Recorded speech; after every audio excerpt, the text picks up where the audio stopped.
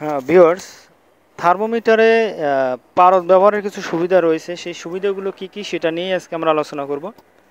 তো আমরা জানি পারদ কি তাপ সুপরিবাহী, ফলে পারদ খুব দ্রুত এর বিভিন্ন অংশে তাপ সঞ্চালন করতে পারে এবং যে বস্তুর সংস্পর্শে রাখা যায় তাড়াতাড়ি তার তাপমাত্রায় পৌঁছায়। এরপরে পরের সুবিধা কি, তাপমাত্রা বৃদ্ধির সাথে সাথে এর প্রসারণ মোটামুটি বেশি হয়। আচ্ছা, 2 নম্বর কি, পারদের প্রসারণ সুষম, তাই তাপমাত্রায় একই বৃদ্ধির জন্য সর্বত্র এর আয়তন প্রসারণ সমান হয়। আচ্ছা,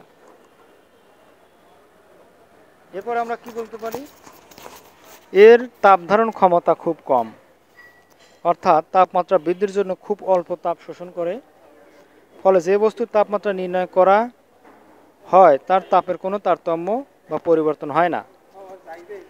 আচ্ছা, 5 নম্বর সুবিধা কি, সাধারণ তাপমাত্রায় পারদ বাষ্পের চাপ খুব কম, তাই নলের মধ্যে পারদের উপরের স্থান অল্প পরিমাণ পারদ বাষ্প ধারণ করে। এটি বিশুদ্ধ অবস্থায় পাওয়া যায়। এটি একটি উজ্জ্বল অস্বচ্ছ পদার্থ, তাই সহজেই কাচের নলে পারদের ব্যবহার করা হয়। তো বন্ধুরা, এই ছিল আমাদের আজকের ভিডিও, যে পারদের সুবিধা কী, পারদ ব্যবহারের সুবিধা কী থার্মোমিটারে।